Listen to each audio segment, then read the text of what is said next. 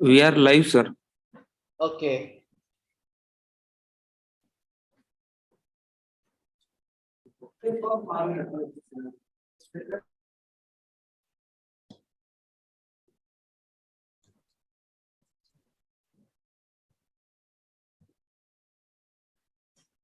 Okay, Dr. Kiran, can we start our session?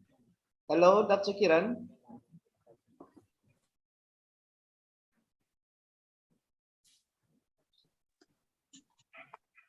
Yes, sir, sorry. They're extremely sorry. We have some trouble. Just, within few minutes, we will be joined, sir.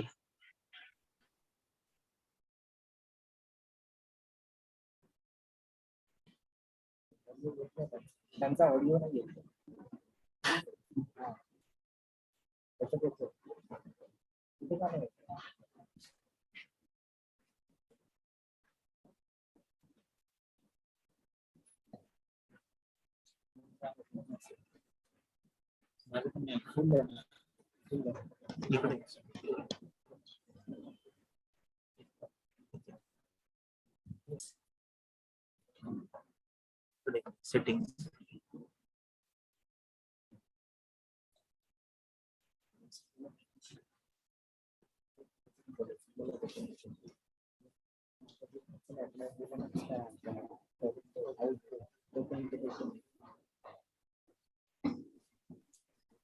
Hello, Professor. Am I audible?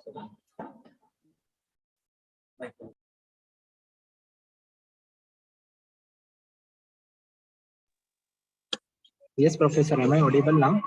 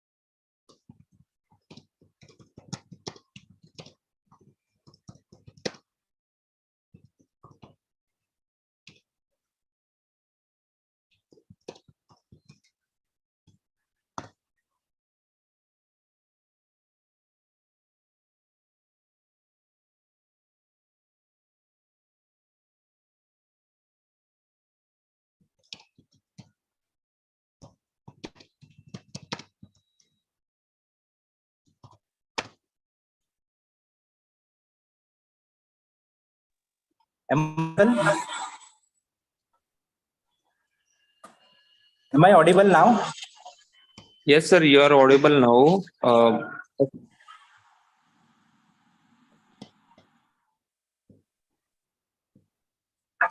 Good afternoon, everyone. Good afternoon. Good afternoon, Professor. I'm extremely sorry and apologize from the fourth ICTM organizing committee for this technical delay. Okay, so without wasting much more time, I take this opportunity to introduce our today's first speaker of pre-conference, that is Dr. Desi Harmawan. But before that, I would request Professor Slamet to introduce our first speaker. I take this opportunity to introduce our moderator, Professor Slamet Widodo. He is working as a public health officer at Anmal University. His educational background is he's done his Master of Public Health Promotion and medical doctor lecturer. His work experience is in 2015. He worked as the chief committee of National Seminar on Hypnopathy. In 2016, he worked as a committee member in the chief committee of National Seminar on Metabolic Syndrome. In 2017, the chief committee of National Seminar on Diabetes update. In 2017 itself, the chief committee of National Seminar Patient Safety Management. In 2018, the chief committee of National Seminar Workshop on Complementary Alternative Medicines. In 2018 itself, the chief committee of National Seminar on Patient Safety Management. Likewise, in 2020, he worked as a moderator of International Conference on Public Health International Meeting. His organization experience is in 2016, he worked as a member of Indonesia Manager. In 2010, the member of Palang Merah Indonesia. In 2015, the head of Educational Department, Education and Health Organization. And in 2018, tuberculosis partnership program, he worked as a head in that program. So this was the shortest introduction of today's moderator. I would like to request Professor Slamet Widodo kindly introduce our today's first speaker of this pre-conference 4th ICTM 2023. Yes, Professor, over to you.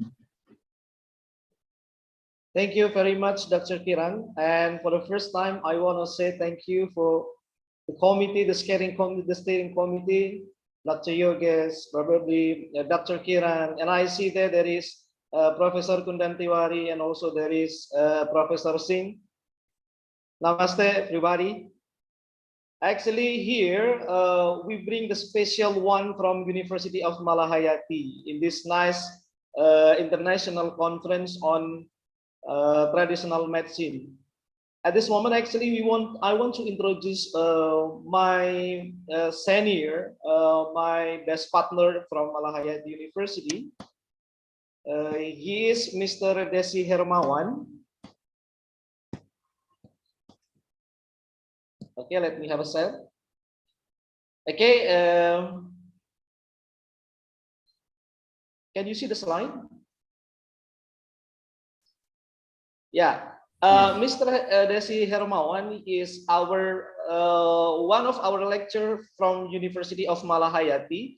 And when we see from the CV, we can see many researches from, he has, but I want to give you some research he published. And actually, before introducing to the research, actually, Mr. Desi Hermawan is a professional nurse. He graduated from University of Gajah Mada, and then from master degree, he also graduated from University of Gajah Mada until in the doctoral degree. And now he is in our University of Malahayati, with the position of the head of quality guarantee for University of Malahayati. And many research actually he has done for related to his profession as the researchers. And special for today, actually, he won't talk more about vitamin D. Like our understanding about vitamin D, it is only from the side of the sun. But today we are going to see more about the functions and specific of vitamin D in controlling blood pressure. So please welcome to Professor Desi Hermawan to give speech. And before giving speech, I want to inform to Prof. Desi that we have time 45 minutes. So I want to divide in 30 minutes into your presentation. Then 15 minutes we would like to use as question and answer session. Thank you. Thank you, Mr. Slamet. Is it my voice is clear? Clear? Is it clear? Okay. Thank you, Mr. Slamet. The Honorable Chairman of this conference, all keynote speaker and all conference participants who has attended. Good morning, everyone. The first of all, I would like say thank you very much to this committee to give me time, to give me opportunity to present our research. Especially, I would like thank you very much to Professor Dr. Yogesh and Professor Dr. Kiran in the committee for this conference. Secondly, I apologize for not being able to come directly to this conference because their activity the same day in Jakarta today, so I cannot go to your campus. In the good opportunity, I will present our research, and our research title is the target mechanism of vitamin D in the upstream section of the CAMP in the blood pressure control.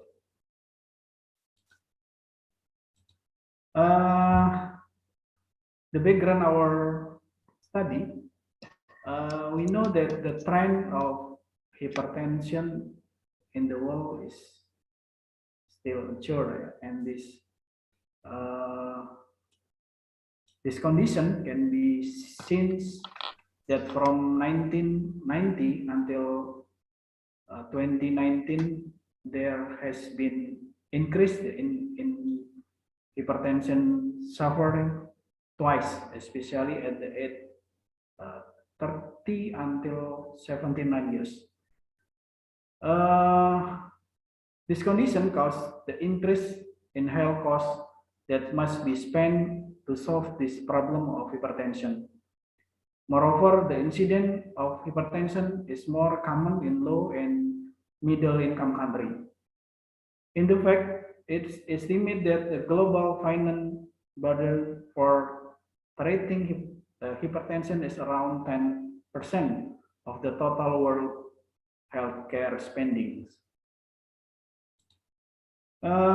Wesley in Indonesia, the result of the basic health research in 2018 state that the prevalence of hypertension in the people aged more than 80 years was 34.1%.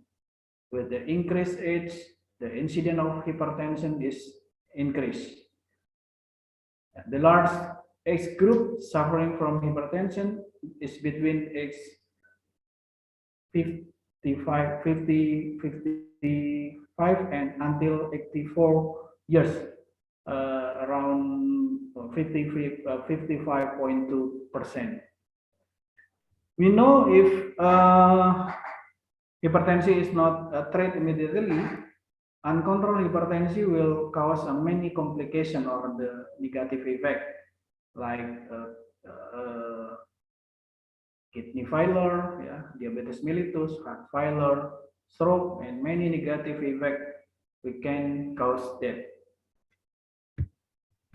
Many studies has reported that the relationship between blood pressure level and hypertension. In fact, prospective study report that for every 25 nanomole per liter increase in the serum vitamin D concentration, the rise of developing hypertension can be reduced about 5%. Vitamin D can reduce blood pressure by several mechanisms, including by inhibiting renin gene expression, maintaining PTH level and calcium homeostasis, vasodilating blood vessel, and reducing sympathetic nerves activity. However, the result of the systemic review study did not recommend giving a single dose of vitamin D to treat hypertension. We try to recall the mechanism of vitamin D in biosynthesis in 3 stages. The first occur in skin with sun exposure, especially with UVB, and the second step in heparin with 25 hydroxylase, and the last or the third step in kidney with 1-alpha hydroxylase to become active vitamin D. This is active vitamin D we need to maintaining our health.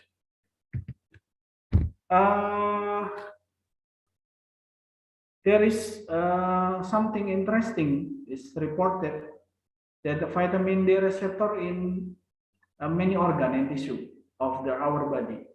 as well as mechanism of vitamin D in suppressing COX-2 expression in inflammatory process and in the cancer cell, whose mechanism is similar to the process of the renin gene production in the juxtaglomerular cell in kidney.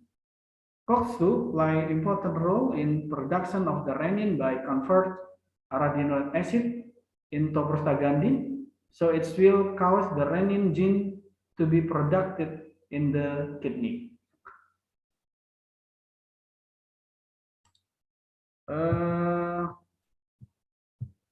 Let's look to picture. I showed two different picture, but this is have a similarity. This is the picture, one picture from cancer cell and cancer cells. I'm sorry, and this picture from the kidney, and the picture have a similarity. We can see this is arachidonic acid, COX-2, prostaglandin receptor. This is progranulin receptor. This is interesting. In cancer cell, the previous study report that casetor or vitamin D have three target mechanism, and in COX-2, in prostaglandin receptor, in prostaglandin dehydrogenase. Okay. We know many studies have reported a relationship between blood vitamin D level and increase of the hypertension. Vitamin D reports to able to regulate the renin angiotensin aldosterone system by directly suppressing renin gene in the downstream CMP. We can see from this picture. This is the no vitamin D, and this is with vitamin D. Yeah, with vitamin D, the mechanism to product renin gene not assured. Maybe in another picture, we can see that the mechanism of vitamin D inhibiting transcription gen renin in down CIMP, in downstream CIMP, and however, the incidence of hypertension in Indonesia has increased. Even though Indonesia is a tropical country which get a lot of sun exposure every day. This condition is threatening to me and our team to study the effect of giving and removing vitamin D intake on the blood pressure, and to study the target mechanism of vitamin D in the blood pressure regulation. Okay. From the previous study, especially research on the cancer cell, we try to formulate hypothesis.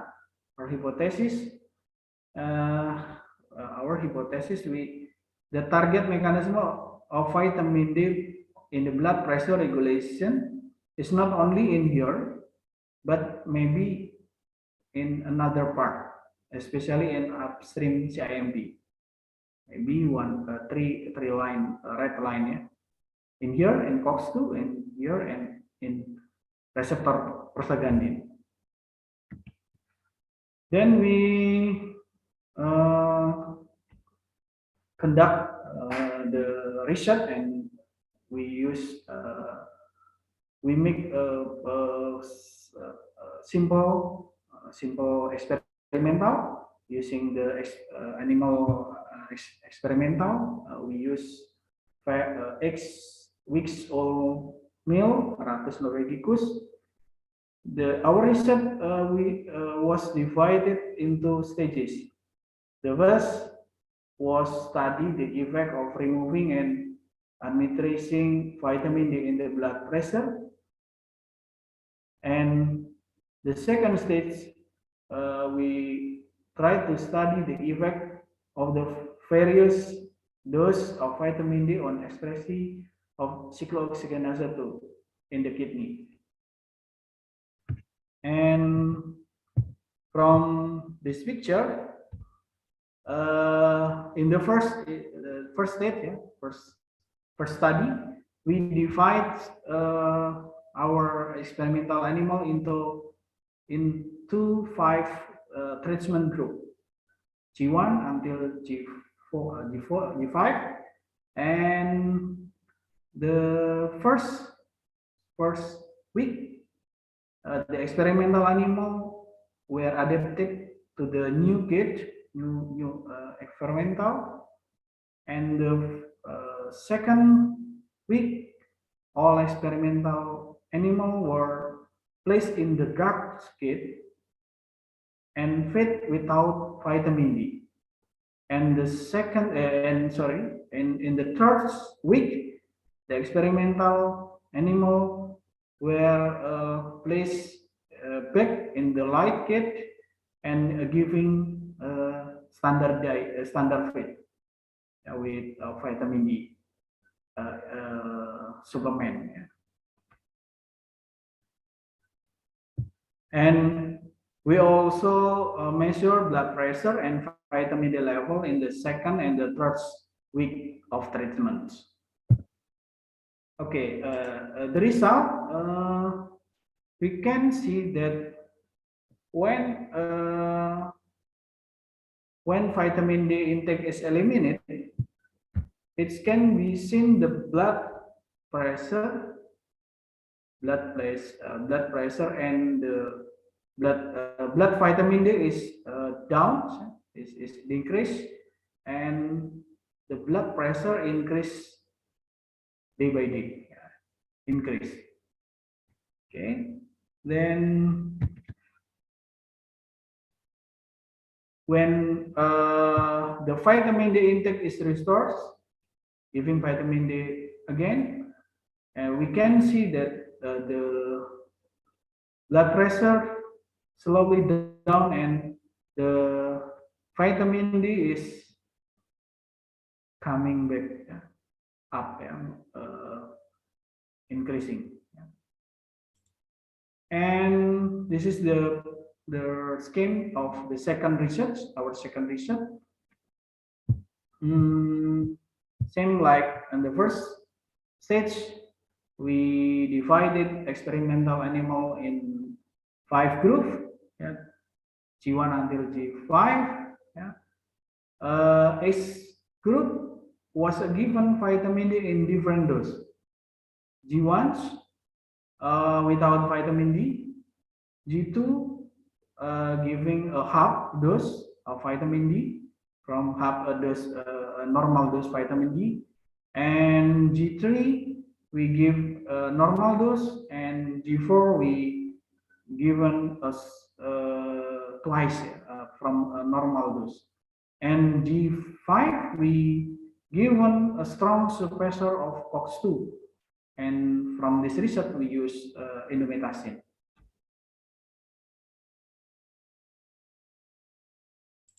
Then this result, we can see from this picture that the blood pressure, renin, and COX-2 expression decrease with increased dose of vitamin D. G1, G2, G3, G4 is down. And in G4 and G5, if we see that the same potent to suppress COX-2. So even giving twice a normal dose of vitamin D is potent as COX-2 suppressor indomethacin. And in historical picture from this slide, we can see that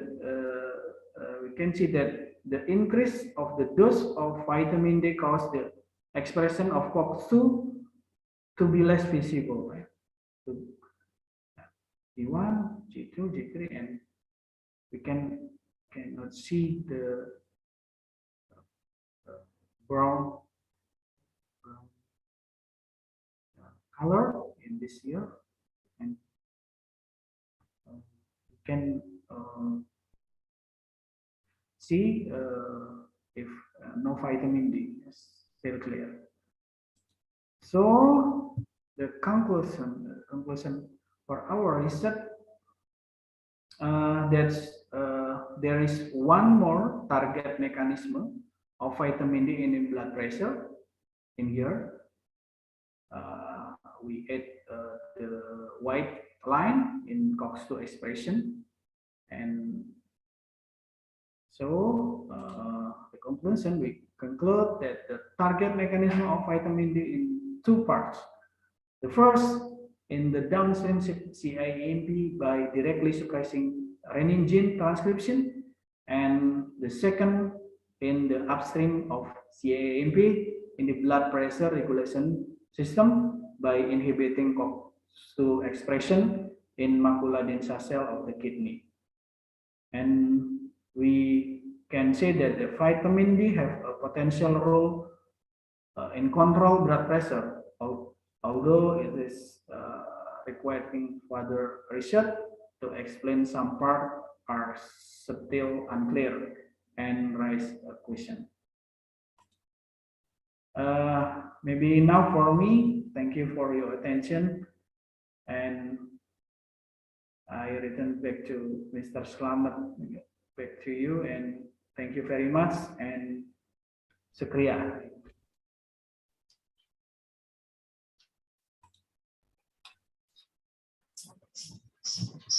Okay, thank you very much, Prof. Desi Hermawan, for your presentation. Then we are going to give the chance for the audience. Probably you have question related to the target mechanism of vitamin D for the hello audience.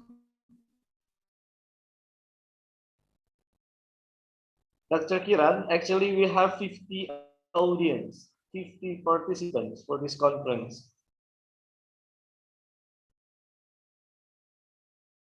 Professor.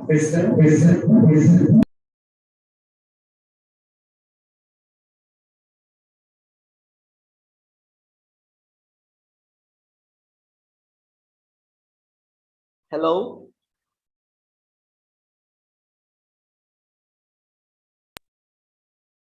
Hello, Professor.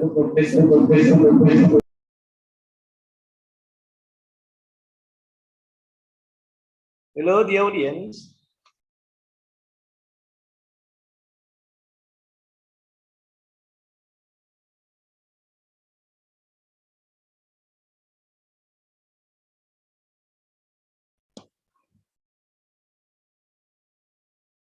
Okay, there is one questioner, Mr. Chin Son Pan. Okay, maybe you may unmute your audio, please.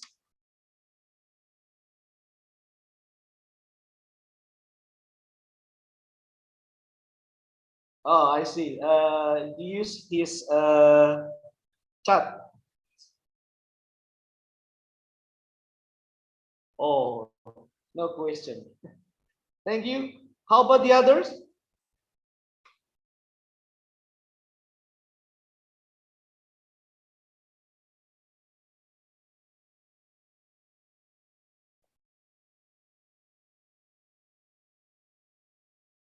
Hello, the audience. Dr. Kiran, is there any question for Prof. Desi's presentation from your audience, maybe? Hello.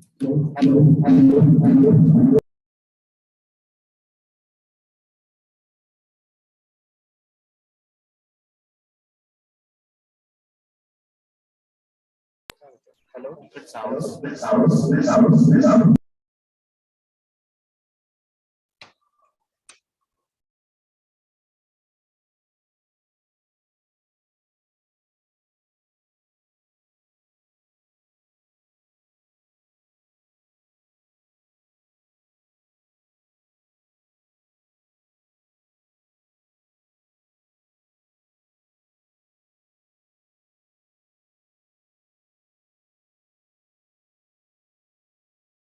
Okay, yeah, okay. I think there is no question from Desi from our audience today, and I think it is really clear for us what is the function of vitamin D.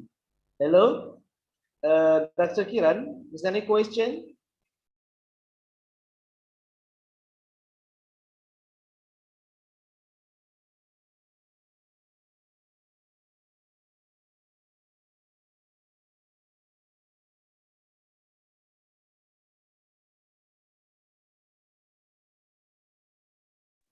Hello, Professor. Okay. Hello, Professor. Am I audible? Yeah. Okay, is there any questions so far? Am I audible? Yes, Professor. Am I audible? Yes, sir, you are audible now.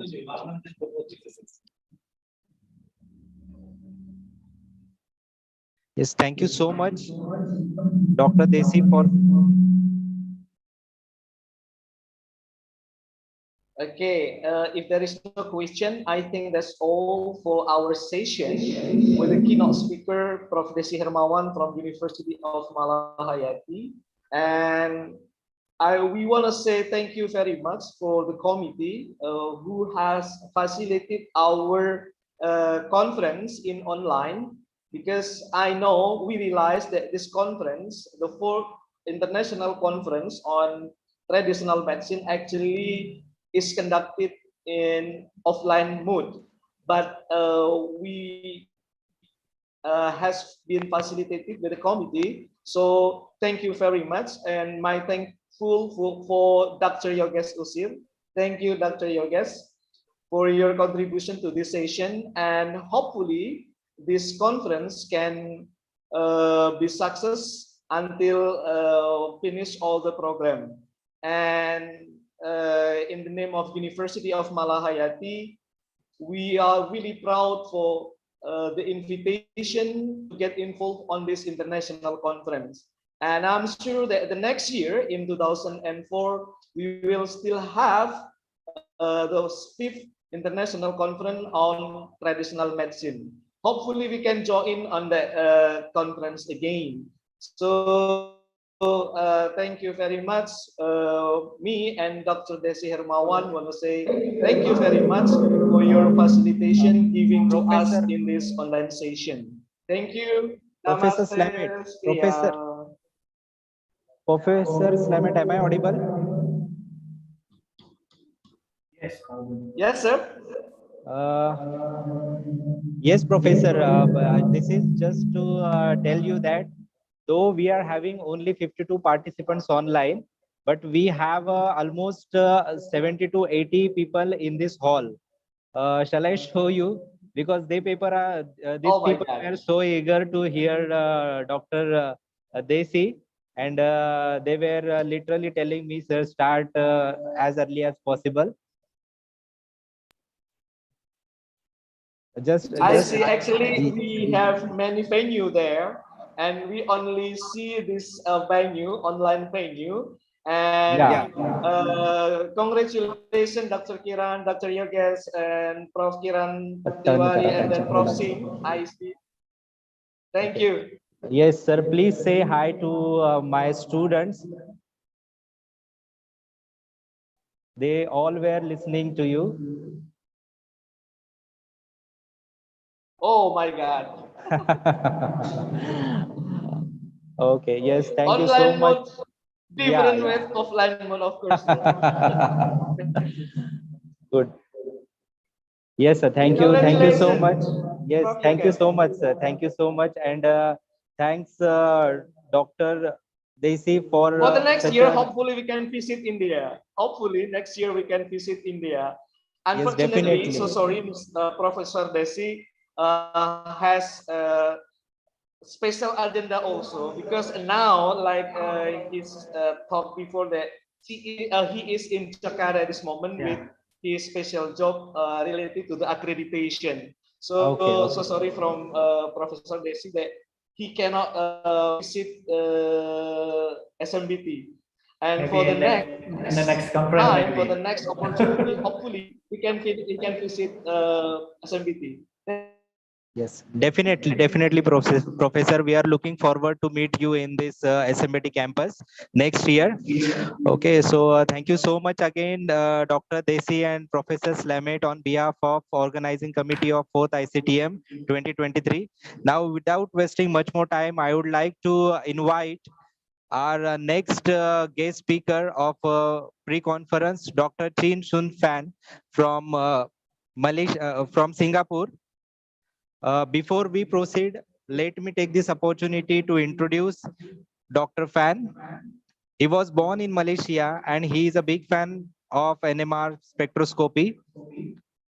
In 2018, he has obtained a PhD from University of Malaysia, Sabah for investigating marine natural product. During 2018 and 19, as visiting fellow at the University of Western Australia, where he changed his direction to natural product biosynthesis.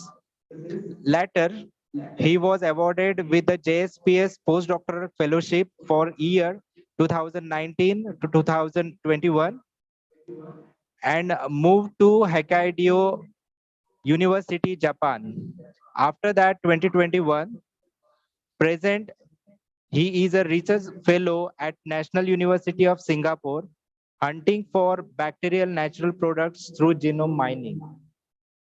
Today, he will put a focus on natural product biosynthesis, in which he will cover historically made a major contribution of natural products in a search for drug candidates to pharmacotherapy, which has opened the door for peptide modification that can enhance antibacterial activity, which we can use genome mining to discover targeted natural products at Singapore. The previously unexplored natural products are possible now. This is what included in his abstract, and this is what he is going to elaborate in next 30 to 45 minutes. So without wasting much more time, I would like to invite Dr. Fan to start with his session. All right, thank you very much. Can you hear me? It's okay? Yes, you are Okay, I will clear and share my audible. slide now. Okay.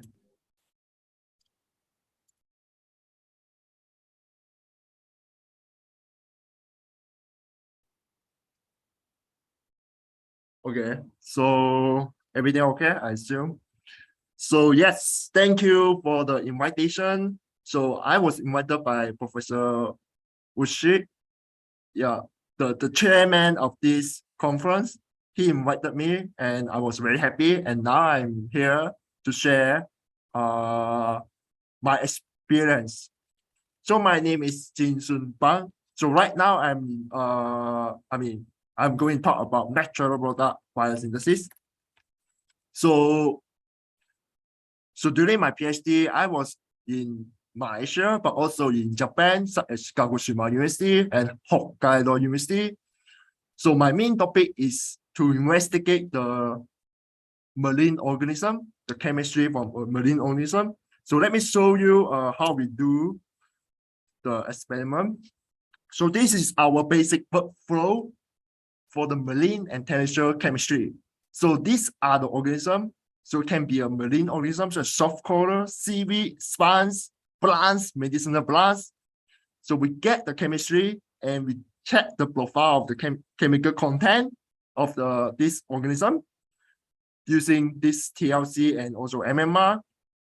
Then we have our own database to the replication of the natural product. So after we found the target is like a natural product, we will check the bioactivity of natural product. It might have antibacterial activity and anti-cancer activity. So these are the results. So here I show you the marine and terrestrial chemistry. So there are soft coral. These are the soft coral picture, the organism under the ocean. We collect the organism under the ocean and bring into the lab and checking the chemistry. So these are some of the chemistry from the soft color. And some of these natural products have bioactivity, such as this one and this one. So number one is this natural product. It have an anti-inflammatory activity with this value. So, and this is plant. We also investigated plant. And number five, this structure have an antifungal activity. So how we collected this sample is at here. So this is Malaysia. So it dot represent the sampling site. So the plant, of course, is on the land, and the marine organism is outside of the land, is in the ocean. So to give you an overview, we collected, we have purified like 100 of natural products, and among them, 41 is a new natural product. So these are some of our publication. So not only we investigated on the soft corals and plants, but also seaweeds and spawns. So seaweed and spawn also have very good bioactivity. So we collected at this location here. And some of these natural products show anti-cancer activity against the adult T-cell leukemia, against the human breast cancer cells, and also the mouse leukemia cells. And these are some of the publication. So after my journey during my PhD study, 4 years, I have been wondering the structure of natural product. Who decide the structure of natural product? So I'm looking for this answer. Why the nature making the chemical structure like this? But why not have an overlay, or have instead of 5-member ring, how about 6-member ring? Or how about replace the hydrogen to bromoatom? So who decide this? I was interested in this way of thinking. So I left my country and go to Australia, and I found the answer. Country in Malaysia, and went to the Australia, here, the University of Western Australia. I found the answer is that everything is encoded in DNA. So the nature using the DNA to make chemistry. So we have we all study about this during the high school. Inside the cell, there's a nucleus, and into the nucleus, there's a chromosome, and there's a DNA. And the DNA is included in gene, and gene can make a protein, and protein can make chemistry. So after knowing this answer, I continue to do my research of natural product in this direction. So here I want to give you some point why we need to study the chemistry using the DNA direction. So we have a terminology for this long sentence. It's called biosynthesis. So why we need to study biosynthesis? First, to produce large amount of important molecules using microbe.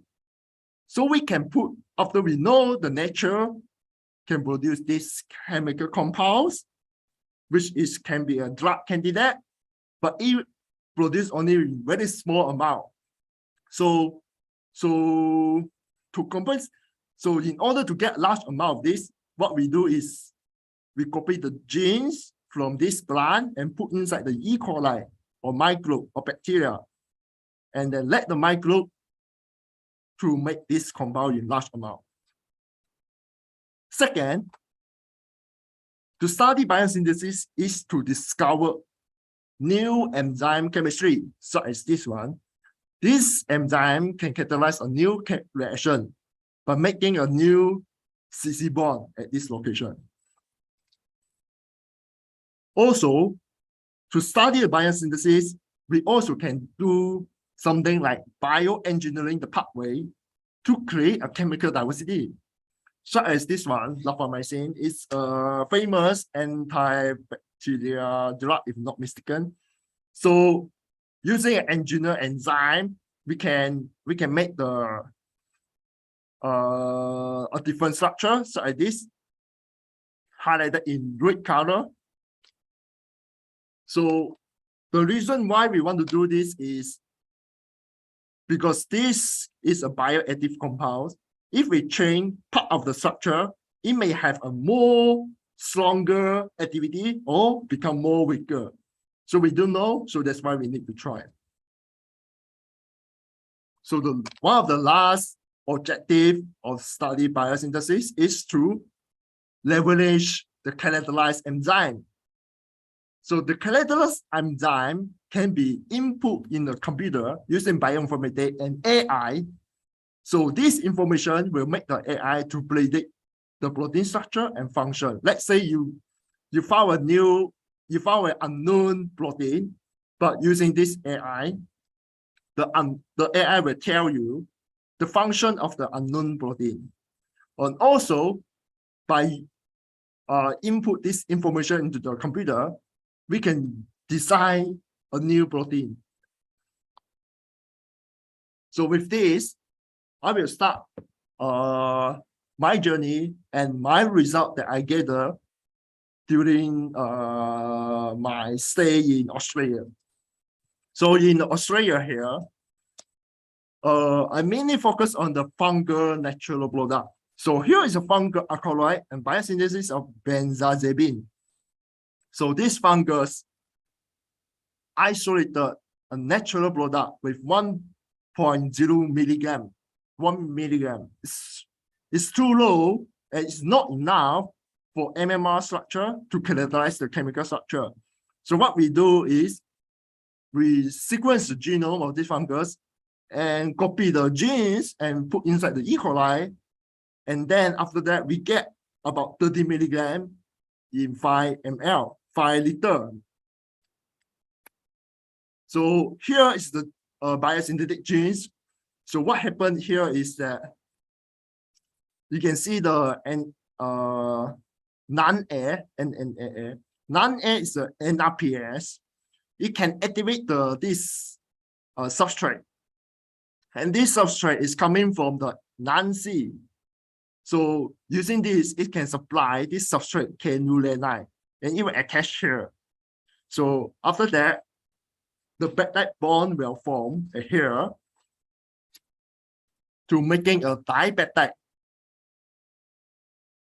So after making a dipeptide,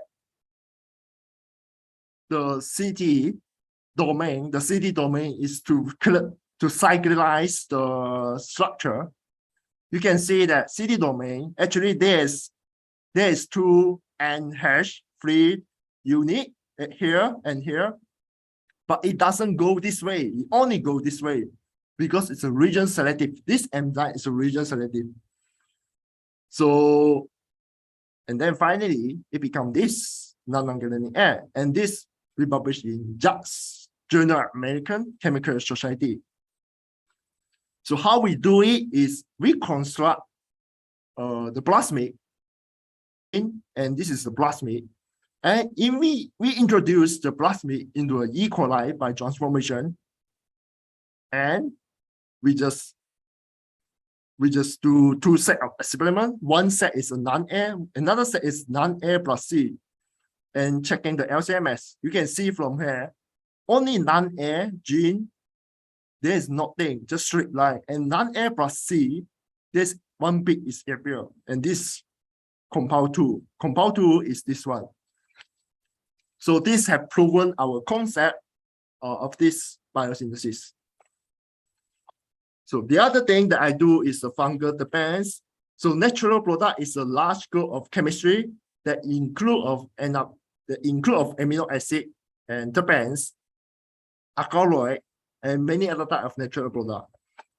So you can see this fungus could produce this type of terpenes.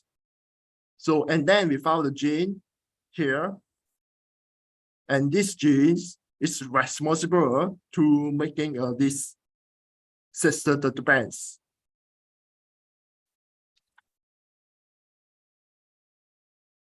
So fungal also produce polypeptide.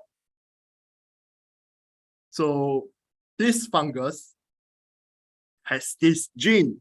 This gene can make these three natural products. And this gene can make this. So here I want to share some mechanism.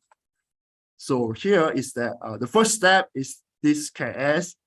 There's a acetyl coenzyme A, and then it will move to here. And then decarboxylation, remove 1 carbon, and you get 4 carbon here. So each step increase 2 carbon. So you can see, repeat again, until step 5 to 10, you get this natural product. So after I finish, after 1 year in Australia, I moved to Japan with a JSPS postdoc fellowship at Hokkaido University. So I moved here to here, Hokkaido University. So here I study cyanobacterial chemistry and their biosynthesis. So here, I want to talk about RIPS, which is ribosomal synthesized and post-translational modified peptide. So here I have a gene, and this gene encoded this polypeptide, this amino acid. And this amino acid is processed by KGPA, this gene, and KBGG, this gene, to make this. To show you in a more graphical detail, you can see from here, AGCE, this gene encoded this nucleotide sequence, ATGAACCC. So this nucleotide sequence transcript into mRNA. mRNA translation into a polypeptide sequence with a ribosome. We learned this during our high school as a Sender dogma of Sender. Yeah. So after we get this polypeptide sequence from this AGCE is processed by KGPA, this gene. Just now, it will cut off here. Here, it will cut off and leaving this shorter polypeptide. So this shorter polypeptide is continued to process by KGBG here. Then you get these 8 amino acids. And KGBG has another function, which is to cyclize the peptide. So it becomes like this, amino acids. So as the story I have just explained, AGCE, KGPA, KGBG, then you get this natural product, this chemical structure. So what we don't know is the AGCF. So we test AGCF. We found that AGCF can do a planulation at here, increasing the 5 carbon unit at this red carbon chain. But AGCF is a unique enzyme. It's not a single round. It can catalyze second round of planulation. And he added another 5 carbon chains at here. So also you can notice that when there's a no red color carbon chains, the antibacterial activity is very weak. When there's 1 red carbon chains, antibacterial activity increases. And when there is 2, this planulation, it becomes very strong antibacterial activity. So it can become an antibiotic. So this have published in #1 journal in America, Journal of America Chemical Society. So after that, we know that this AGCF is a very unique enzyme. And we do a genome mining. This is a bioinformatics stuff. AGCF is here, but there's many other genes. We wonder what is the function of this gene. Each of this circle, each of this knot is represent a protein, an enzyme. Yeah. So it's here we show that they still have a lot of possibility to explore for this type of enzyme. So in this paper, I characterize the function of this enzyme by in vitro reaction. So here is the basic workflow of how I do the experiment. But in short, this data show us that KGBG can cut here and make a circle cyclization. And this is another experiment that we do.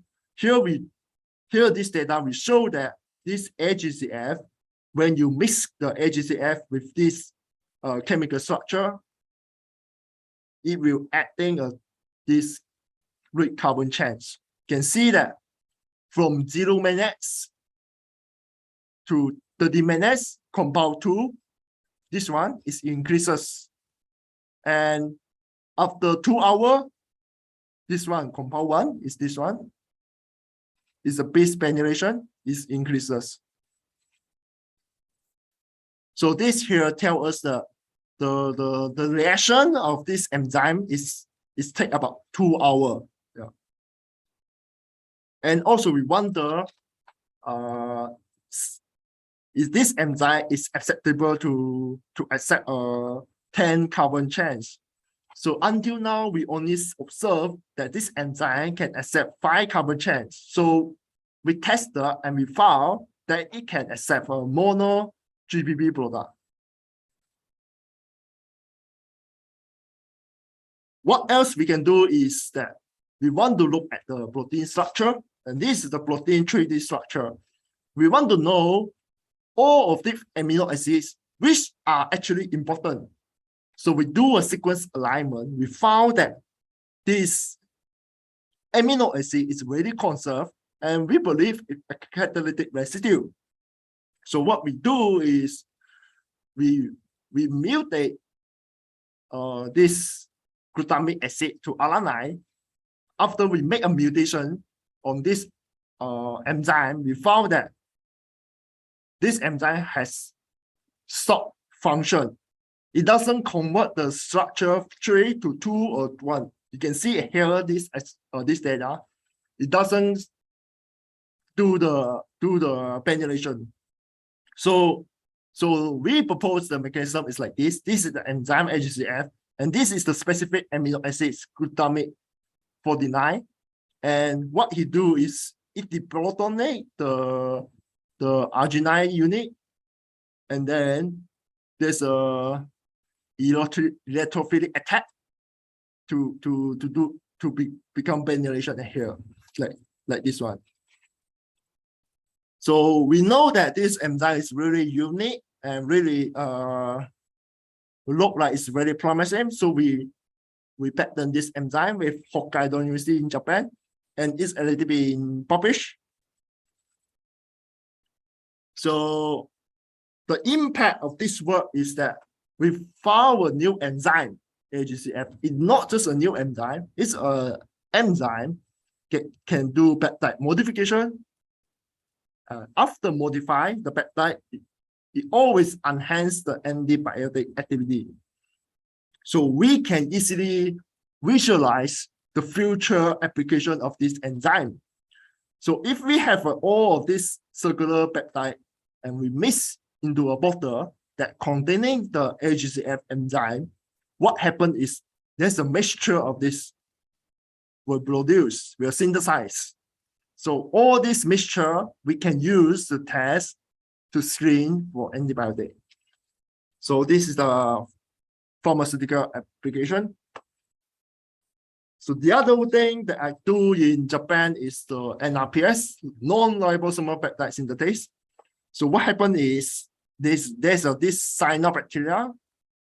We genome sequence this cyanobacteria. We get the genome and look at the genome. We analyze. We get these genes, and these genes making the chemical structure. In making this structure, spirodesin B, and also making the nostosin G.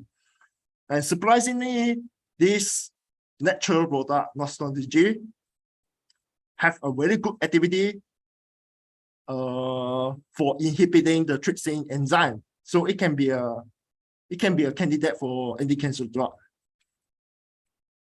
So the other thing, the other thing that are unique for this paper is usually the gene going this way, side by side, from here to here, and from here to here, and making the natural products. But what we publish in our paper is that from here is jump into here and escape the middle part. And the middle part is totally unrelated to the gene beside him. So this is a special feature of this cluster. So finally, I moved to Singapore. Right now, I'm in National University of Singapore. So yeah, this is my journal, my journal max. So I from starting from 2014 in Malaysia.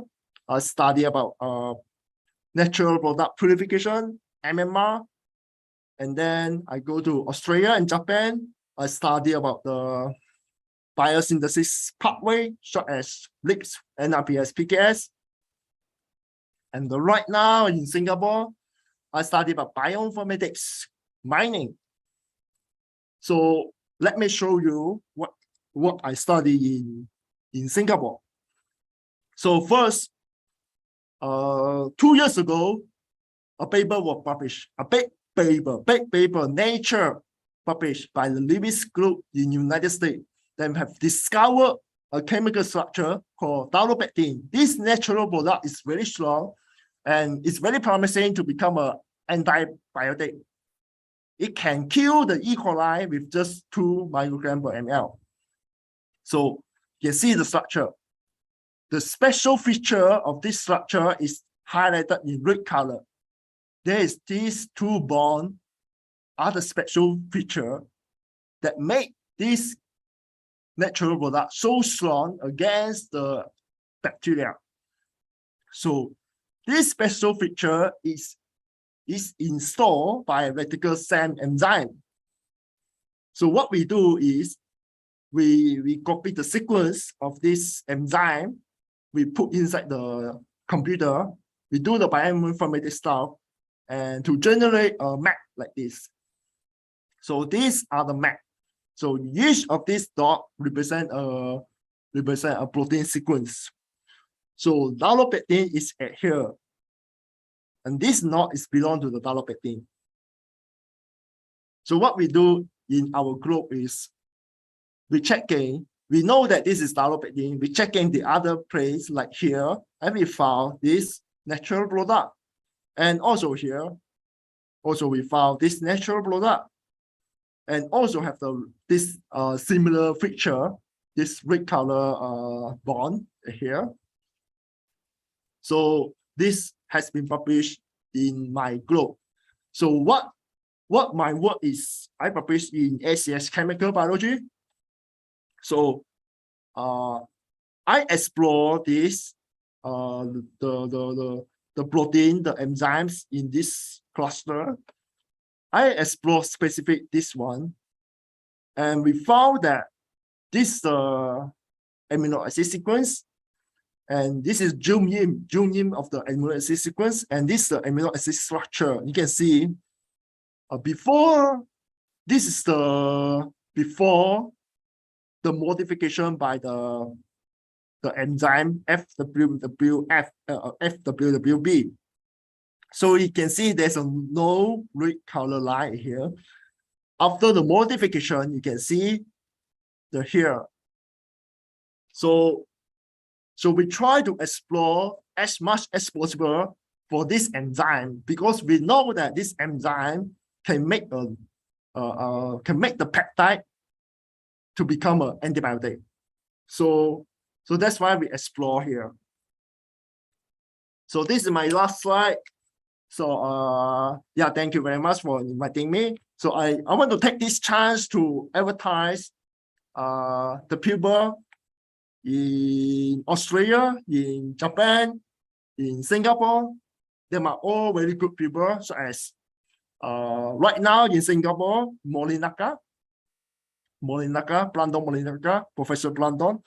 So right now, I'm in NUS. The world ranking is about 11 in the world. So he's actually from Bill Lab.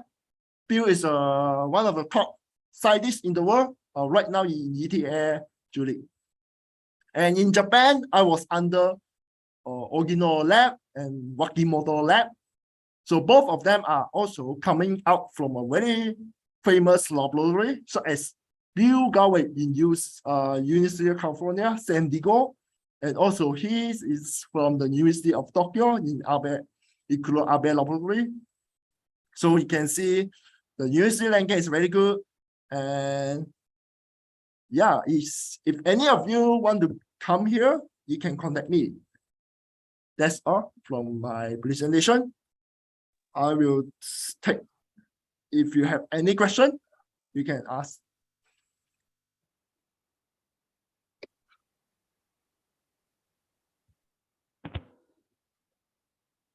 Thank you so much, Professor. Yes, thank you. I conclude this session, and I request participants, if you have any kind of query, then you can raise it. You can ask questions to Professor Fan.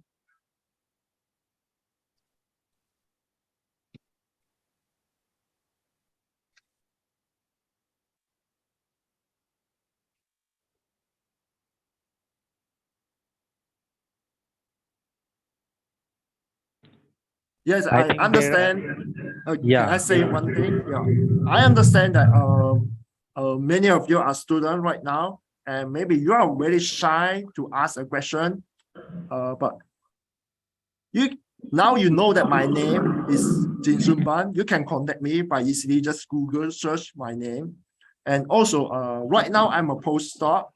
I'm not yet a professor, but I think a few months later, I will become a professor. So if you are interested in me, you are interested in what I'm doing, you can contact me, and I'm looking for students. Thank you.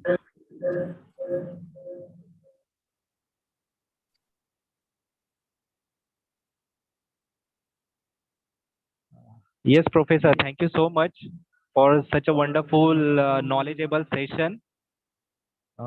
I would like to request you kindly visit our SMBT educational campus in the next year for the next ICTM. Thank you so much. Yes, thank you. Now for the next third session of this pre-conference, I would like to invite Professor Opiami Joshua Holatunji from Prince of Songkhla University, Thailand. To introduce him, I would like to request Dr. Sudarshan Singh. And let me take this opportunity to introduce our today's moderator of third session, Dr. Sudarshan Singh, who holds a PhD in pharmaceutical sciences with the experience of 15 years teaching and research. His research is focused on additive manufacturing of 3D printed nasal implantable composite fortified with the L-DOPA rich bioactive, cellular bioassay, and the development of engineered multifunctional biomaterials for incorporating them in various drug delivery. In addition, his previous project emphasized on development of a biodegradable 2D antibacterial metallic nanoparticle incorporated wound dressing composite fortified with the bioactive compounds and tested its efficacy. Moreover, he authored several research papers reflecting excellence in pharmaceutical technology and molecular biology. Additionally, he has been recognized as world top 2% scientist by Walalak University and Web of Science. This was the shortest introduction of Dr. Sudarshan Singh. Now I would like to request Dr. Sudarshan kindly introduce our third eminent speaker of pre-conference, Opiami Joshua Holatunji. Please, Dr. Sudarshan.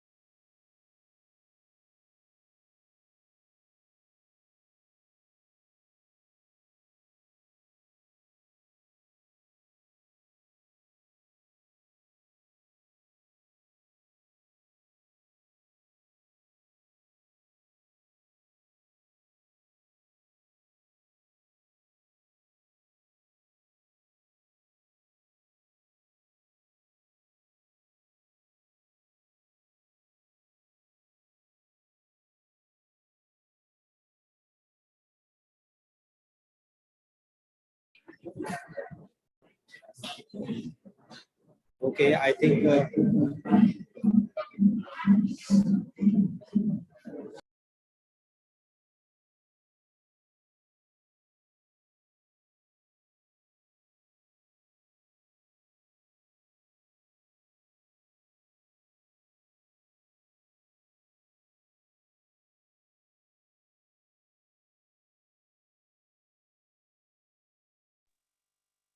Am I audible?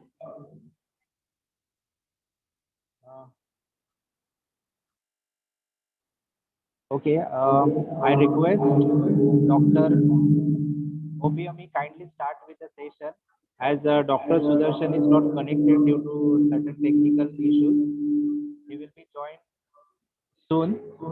Till then, I request Professor Obiami kindly start with the session.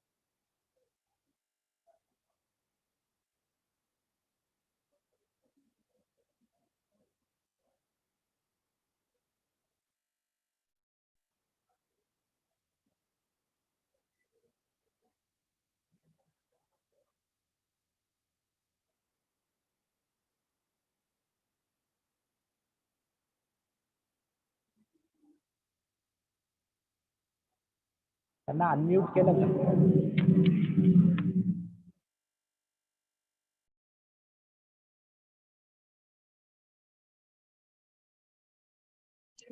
तुमच्याकडे आपण केलंय.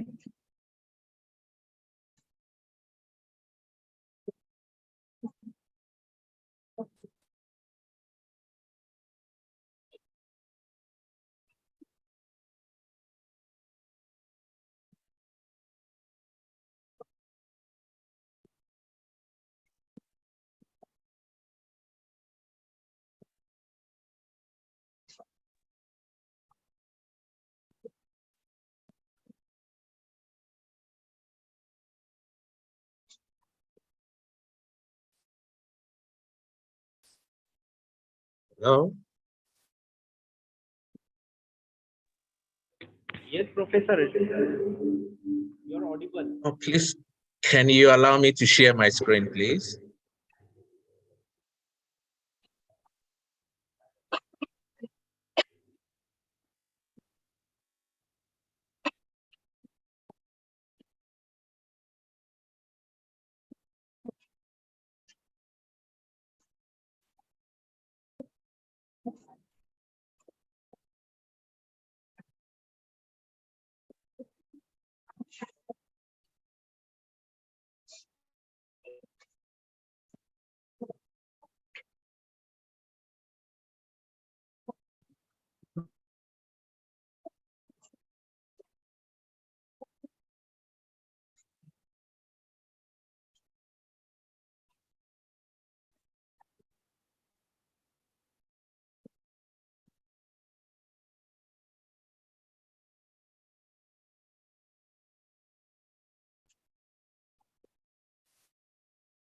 Can I start, please?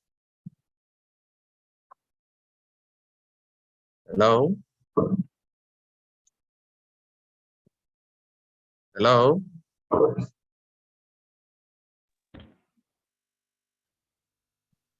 Hello. Okay, so can I start the presentation, please? Yes, sir. Yes. Okay. So good afternoon, everyone, and thank you for the invitation to speak at the fourth International Conference of Traditional Medicine. And I first like to apologize that I couldn't make it physically to India due to short notice and something like that. So today I'll be doing a series of presentation, if time permits me, on our work on the phytochemical identification of bioactive compounds from both medicinal plants and some marine invertebrates, specifically sponges. So today I'm gonna, and by the way, I'm Opeyemi Joshua Latunji. I'm from Prince of Songkla University in Thailand. So the first part of the presentation is going to be on some benzofuran derivatives that we isolated from the leaves of Oparanthus tequitenini. This plant is, we obtained this plant from the French Polynesia, and then in our bid to, basically in my lab, we work mainly on diabetes, cancer, obesity, and arthritis. So during our search to identify anti-diabetic agents, we came across these plants. So the first part of this slide is talking about type 2 diabetes. And I mean, as we all know, that it's a metabolic disorder that is characterized by high blood sugar, insulin resistance, and most of this time these non insulin dependent diabetes is a direct consequence of hyperlipidemia related to excessive food intake. Now, usually the level of blood glucose normally is regulated by two pancreatic hormones, insulin and glucagon. I mean, we are quite familiar with insulin and the impact on diabetes. And then after we take food, the production of these two hormones are controlled by intestinal hormones called incretins, which are rapidly secreted in the gastrointestinal tract to induce glucose-dependent stimulation of insulin secretion while inhibiting glucagon production. Now, the two main incretins are GLP-1 and GIP. Okay, one is the glucagon-like peptide 1, and the other one is the glucose-dependent insulinotropic polypeptide. Now, in addition to their effect on blood glucose, the GLP-1 also decreases food intake by increasing satiety in the brain, and then it delays the gastric emptying, thus helping to lower postprandial hyperglycemia. But unfortunately, due to a lot of effect, this incretin effect is usually reduced in patients suffering from type 2 diabetes. And then furthermore, GLP-1 is rapidly inactivated by the DPP-4 enzyme. So in order to overcome this drawback, there are two therapeutic strategies that are currently available. One of them consists of using GLP receptor agonists with an extended half-life, and the other one consists of enhancing the half-life of the active form of GLP by inhibiting the DPP-4. But however, the use of GLP-1 analogs required like injection almost like probably twice daily, and some of them are associated with some side effects like nausea, vomiting, and then increased acute pancreatitis. So therefore, the third approach now is consisting of using selective GLP segregates, which could be a promising strategy to restore the natural production of GLP-1. So therefore, it took us to a plant called Operanthus. Okay, it is an endemic tree to the French Polynesian island. Unfortunately, this plant has no record of traditional use, no phytochemical or pharmacological studies has been reported from this species. Okay, and it is only restricted to two areas. Okay, Tovi Plateau on the island of Nuku'hiva, which is in the French Polynesia. So during our investigation, we screened a lot of extracts, okay? And then we discovered that according to the phylogenetic tree, this plant is closely related to one plant called Phytia speciosa, which is also endemic to the Cook's Island. And then we found out that this later plant, the Phytia, contains mainly sesquiterpenes latones and benzofuran derivatives. And then due to the similarities in their phylogenetic profile, and then our previous work on this Phytia species, we discovered or we emphasized that this plant may also contain some bioactive compounds which could enhance this the stimulation of GLP, the GLP peptide, and then of course offer some benefit to diabetes mellitus. Okay, so therefore this slide shows a screening. This slide shows the screening of several extracts, and if you look at the CYDP 100%, you see that it showed a very high GLP-1 secreted activity. So therefore, we focused our research on these plants, and then we focused on the chemical constituents. We did the isolation and structural elucidation, and then we did a biological activity stimulation of GLP secretion using STC1 cells. Okay. So we start with the isolation. So usually we just subject the the plant material to the ethyl acetate extraction, and then we consider we subject it to a vacuum liquid chromatography, and then we have a series of extracts. And then from the chloroform extract, we're able to isolate compounds 1, 2, 3, and then we also isolated compounds 1 to 6 from the chloroform ethyl acetate extract based on the ratio. And then we also isolated from the chloroform ethyl acetate extract compounds 1 to 2 and then 7 to 11. And then the ethyl acetate extract, we isolated compounds 12 to 15. And then from the methanol extract, we isolated compounds 12 to 17. Okay, so basically what I wrote A and B involves running the extract on Cefadex LA20, and then we did the reverse phase HPLC using acetone and water to isolate the compounds. Okay, so this is a summary of the compounds that were isolated. Okay, the ones that are highlighted in red are the new compounds that we discovered from this plant. So basically, this slide shows that most of the compounds are benzofuran derivatives, which is quite confirms our speculation based on the fisher plant I told you before, because we ran phylogenetic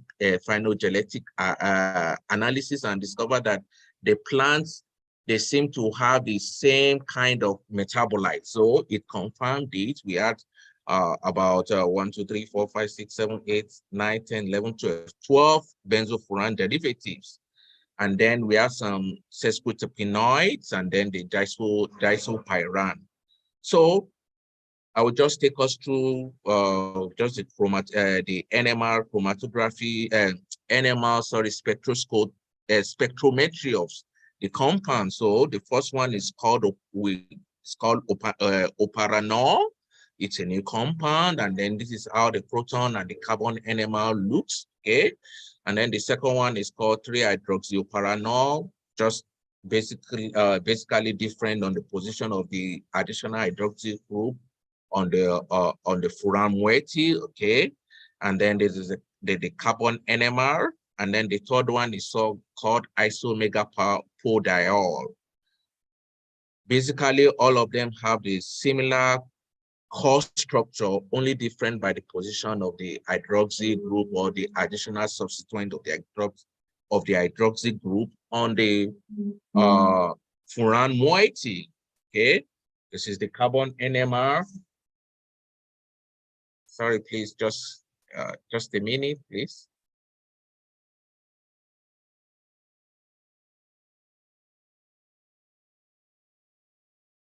I'm having some issues with my slides, so please hold on.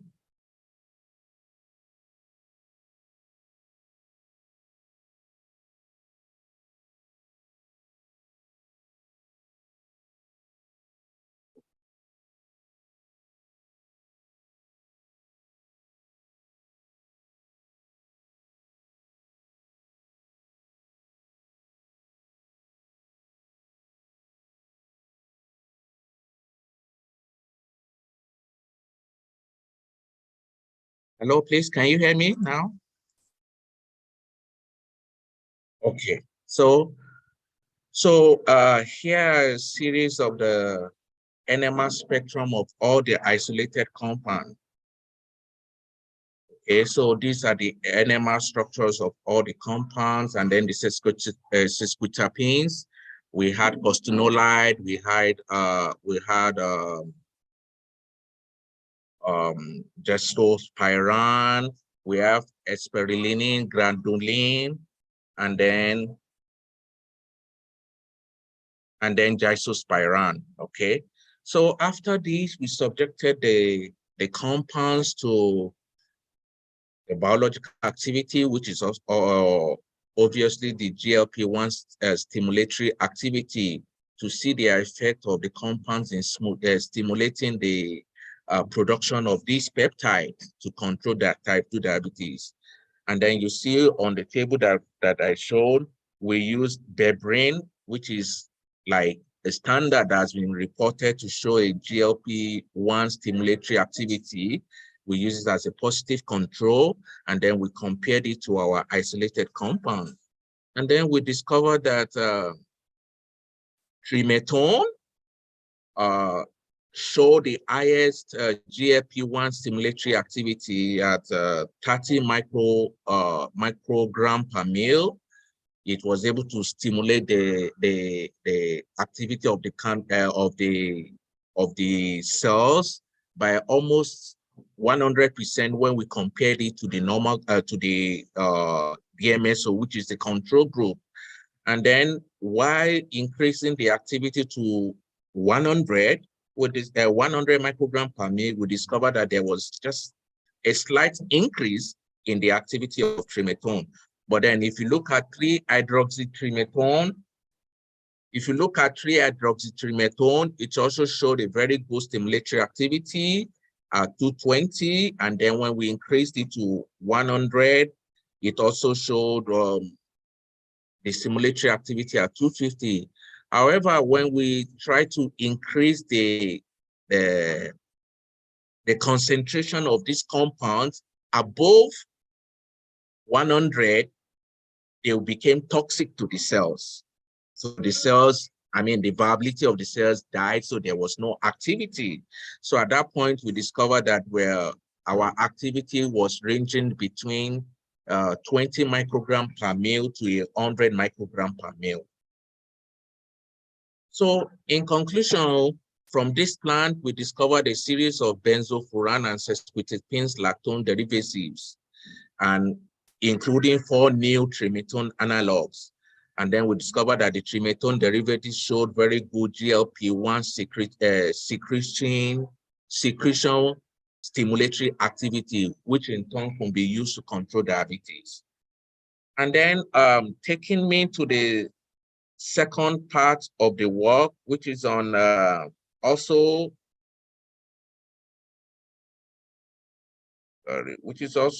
on diabetes. Okay, this one had to do with the anti-diabetic constituent from the area part of Tileacora tiandra. Just like I told you, my lab is basically focused on working on diabetes. So for this part of the work, we actually assess both the alpha glucosidase and alpha amylase in vitro activity, and then we conducted an in vivo study using animal models. This slide just gives us a slight information on diabetes and its effect on carbohydrate, protein, and lipid metabolism, and then the associated lifelong conditions that is associated with diabetes, like diabetic retinopathy, nephropathy, neuropathy, stroke, and cardiovascular diseases. And all these complications are the things that account for the high mortality rate that is associated with diabetic patients. So as such, it's important for us to discover new anti-diabetic compounds. Obviously, we all know that we have 2 types of diabetes, the type 1 and then the type 2 diabetes. And then the risk factor for type 1 diabetes is unknown, but obviously it has been reported that genetics played a very important role in its pathogenesis. And then for the type 2 diabetes, of course, unhealthy lifestyle, smoking, obesity, and sedentary lifestyle have been implicated as the main factors that are responsible for type 2 diabetes. Now, one of the ways in which type 2 diabetes can be controlled is the use of alpha glucosidase and alpha amylase enzyme inhibitors. Now, these 2 enzymes are intricately involved in the breakdown of carbohydrates into smaller molecules in the digestive system. That means when we take food, these 2 enzymes work on the food that we consume they break them down into carbohydrate, which is absorbed into the body. And now, so inhibition of this enzyme has been proven as an effective way of maintaining postprandial hyperglycemia. So therefore, I mean, what it really means is that when we delay the breakdown of this enzyme, the action of this enzyme when we consume food, it apparently translates to reducing or delaying or maintaining postprandial hyperglycemia. So this is just a summary of the flowchart on how this enzyme works. Okay, so normally when we consume food, carbohydrate from the diet, the salivary alpha amylase partially breaks down to oligosaccharides, and then the pancreatic amylase breaks down into further oligosaccharide. But then what we do here is that when you inhibit this enzyme, it delays the breakdown of the carbohydrates, which obviously delays or reduces hyperglycemia. And then the same goes for alpha glucosidase too.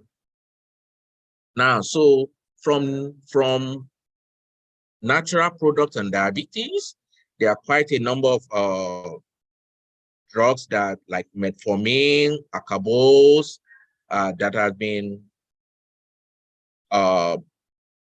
reported as very good anti-diabetic agents. However, a lot of these drugs have been associated with side effects like stomach disturbance and several other side effects, which makes natural products a promising alternative for diabetes. So our focus was on this plant called Tiliacura tiandra, which is called yanang in Thailand. It's a very common vegetable. It's a climbing flowering plant with very green deep leaves. Okay, it is distributed across Southeast Asia, especially in Thailand and Laos, and it's a common vegetable in Thailand, locally used in cuisines. Okay, now for this plant, traditionally it's used in treating malaria and fever.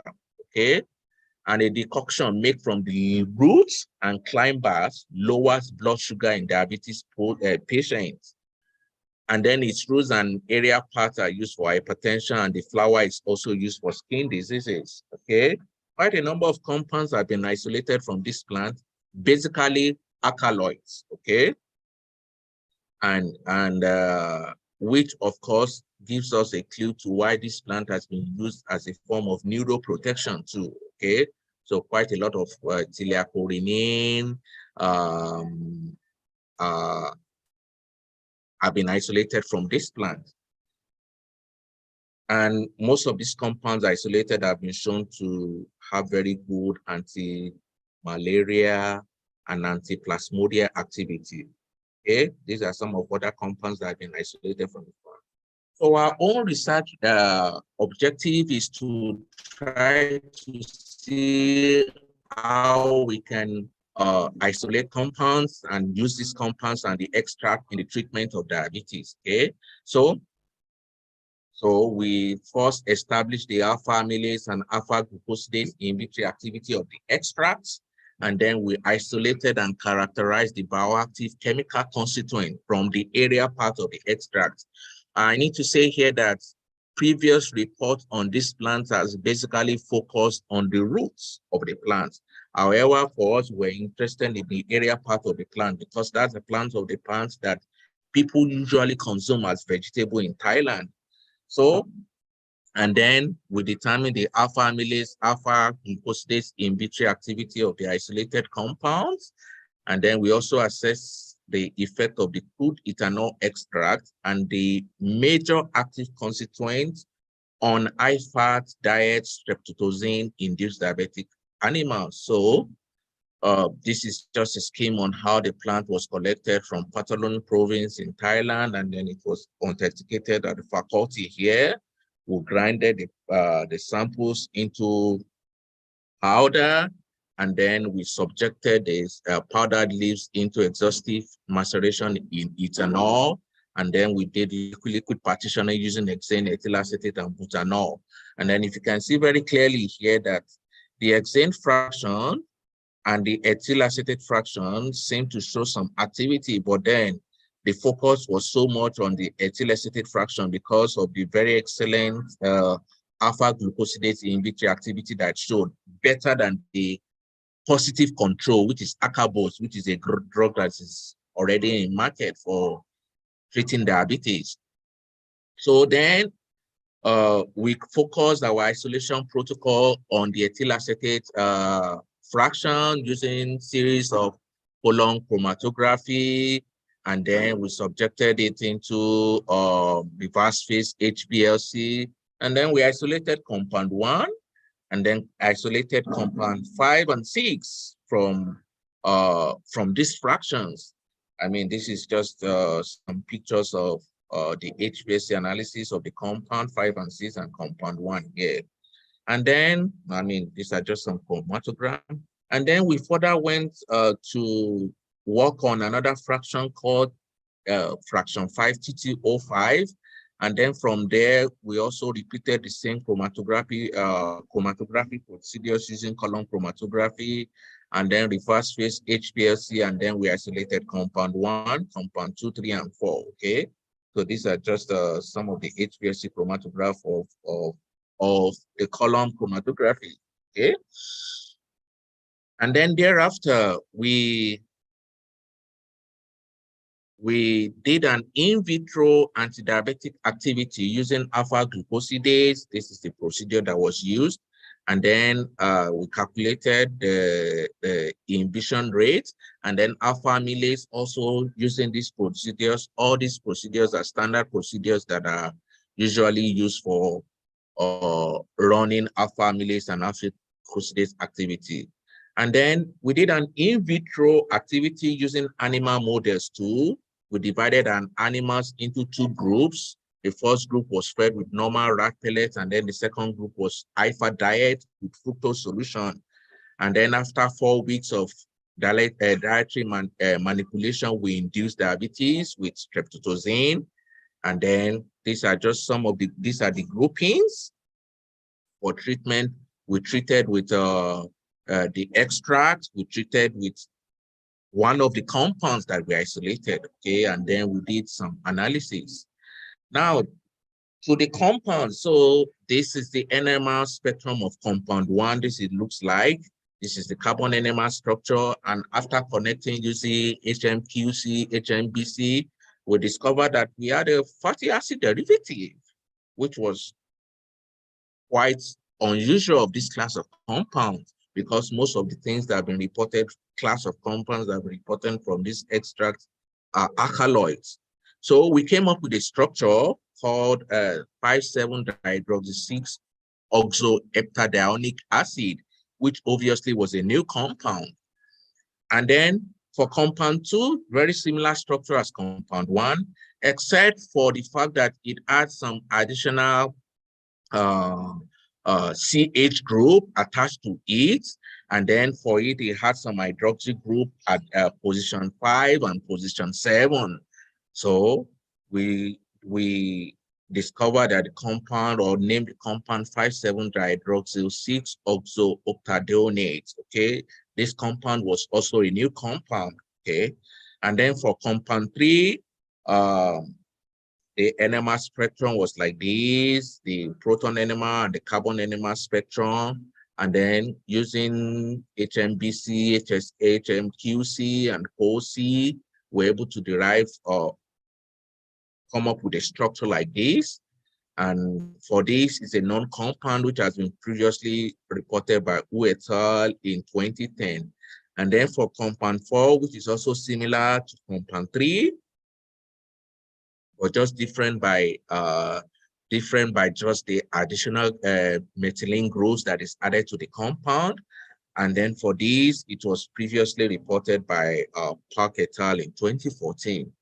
So we also have compound 5 and compound 6, but I'm not going to show the structure here because the structure of these compounds are also new, and we are working on the activity of the plant. So we have not reported it. So therefore, I'm not showing the structure here, but this is how the NMR looks.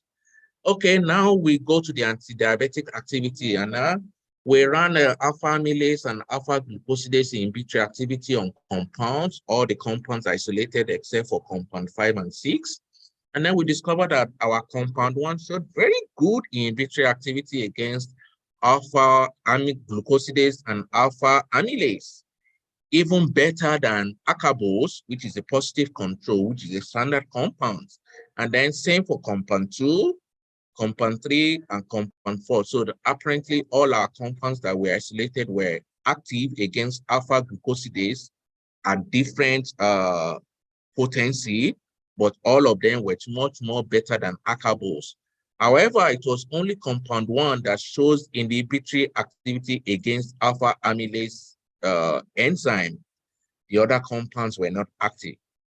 So because of that, we focused on compound 1 for the in vitro animal assay. And then you look at this, the slide I'm showing now, you see here, this is normal control, diabetic control. This was treated with the extract, and this is the compound 1. We call it DHA25.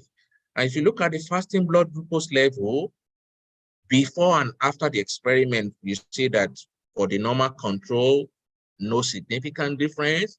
For the diabetic control, just before we started treatment, for the diabetic control, we just treated them with only water. You see a high shoot up in the blood glucose level from 300 to about 550 after 4 weeks of treatment. But then if you look at our extracts and the compounds, you see that before treatment, the blood glucose was relatively high, even for the group that was treated with the isolated compound. But then after 4 weeks of this treatment, you see that the blood glucose was extremely collapsed. The same for the insulin levels. The insulin was significantly reduced in diabetic control. But then in the treated animals, you see that the insulin treatment was quite high, even higher for the ones that were treated with the active compound. And then we ran oral glucose tolerance test, and this is the result you see for the diabetic control, very high blood glucose level after 120 minutes of glucose loading. But then here goes for all our compounds that was treated and the extract, very significant reduction in blood glucose level. And then we check the effect on food intake, water intake, and the body weight. I mean, you see that in diabetic state, the animals consume very large volume of water, which is a characteristic or feature seen in diabetes. And then also the food intake was also high, but then we see that our treatment group shows significant reduction in food and water intake. And the weight was also improved in all the animals treated except for the diabetic control. And then the same goes for index of insulin resistance, and then the effect of the extract on cholesterol was also evaluated. You see the effect on total cholesterol, triglycerides, HDL, and LDL-C, okay? And then also the effect on liver function enzymes, because liver is one of the organs that is significantly affected by diabetes. And we can see the effect of our extracts, okay?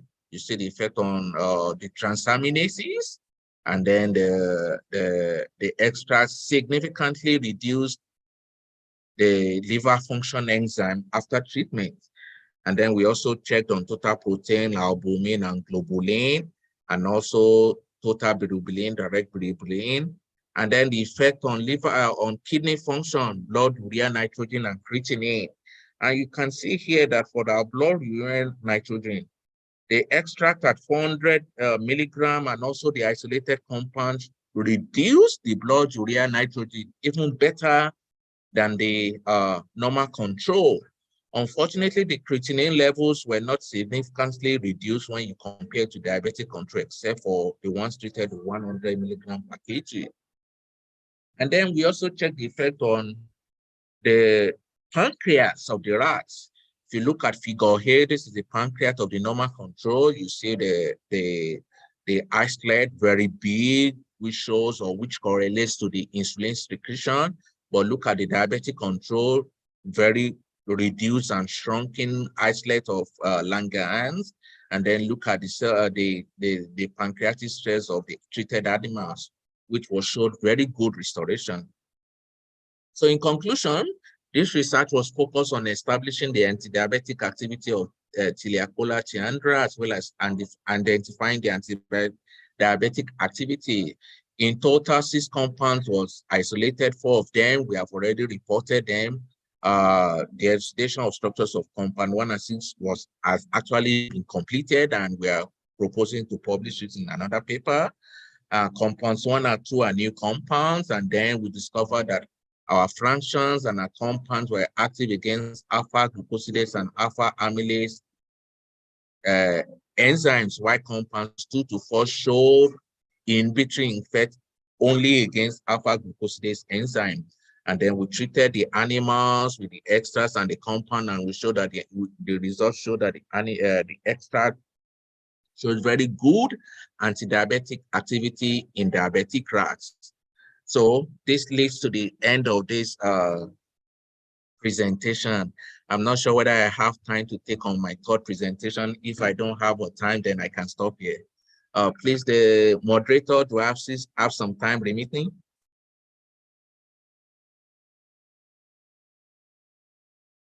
Can you hear me, please? The moderator, do I still have some time remaining so that I can go to the third presentation? Or if not, I'm gonna stop here. Yes, Professor, you have time. Okay, okay. So I'm going to go to the third and the last presentation, which is on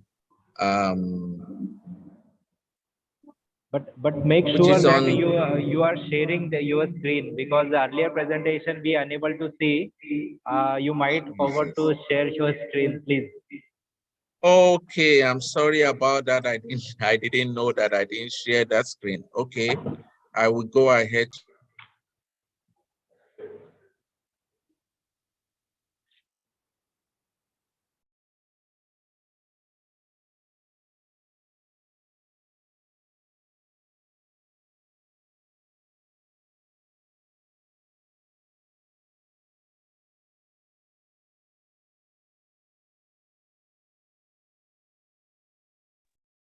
Please, can you see the screen for this?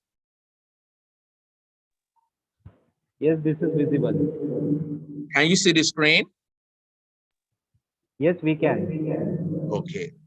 So the third presentation is on the isolation and design of diterpenos from the plant called Plectrenathus species. And this was focused on cancer. As we know, cancer is still a very serious threat to public health, and cancer is the leading cause of death worldwide, accounting for nearly 10 million deaths in 2020. 1 in 6 deaths is due to cancer in 2020. And then we have a problem of multi-drug resistance, which greatly hinders the efficacy of anti-cancer drugs. It's a major challenge to cancer therapy. And pig glycoprotein is one of the major contributors to MDR. So we need to develop new reversal MDR agents. So our focus on natural products as source of bioactive compounds, sources of anti-cancer drug. 60% of available anti-cancer drugs in clinics are derived from natural sources. Example of paclitaxel, vinblastine, and so on. And then we look at our plant, the Plectranthus genius, okay? It's a traditional medicinal plant. It's used in treatment of several ailments, including treatment of different types of cancer. Most of the compounds isolated from these are called betaine type diterpenoids, and a lot of them are showed antibacterial, antifungal, antiplasmodial, and antitumoral activities. So we did a screening of 16 of the species of plants in this genus. And if you look at here, we discovered that this convergent activity using quercetin as a control. We had the plants in the plant 1 and 2 showing some reasonable activity. And then we looked at their antibacterial, antimicrobial activity also. And then we looked at their MSC and MBC values. And we discovered that the the Indian ACEs showed a very good activity. I mean, compared to the other plan. As such, we decided to focus on this plants, and then we did a general toxicity assay. Okay, and then you see the extract here, and then you see the LD50 in microgram per mil. So, and then we also run the cytotoxic activity of the 5 most active bioactive extracts against against some selected anti-cancer cells, including colon, human breast cancer, lung cancer, and then the triple negative breast cancer cell lines. And then from there, you can see that the first extract showed very good cytotoxic activity. Okay, so in that, because of that, we decided to focus on this particular extract, and we did series of HPS representative chromatograms, and we discovered that the peak here was quite similar to the diterpenoids, okay, which shows that the major compound in this extract is 7-alpha acetoxy 6-beta hydroxylinone. And then we did a bio-guided column preparative chromatogram. We also did a cytotoxic activity of this particular fraction on the very resistant triple negative breast cancer. And then from there, we used an ultrasound assisted extraction, and then isolated 4 compounds, as the name stated here, butabilol, and then choline-uquinone, and then choline-U, 4 compounds. And then we did the structure of the new C20 null arbutinine diterpenoid that was isolated. These are the structures of the compounds, and then there are HMBC correlations to deduce the compound, and the NOTC correlations. And then the diterpenoids that we isolated, we did their concentration, we did an LOD and LOQ to just determine the quantity of the bioactive compounds in the extracts, okay?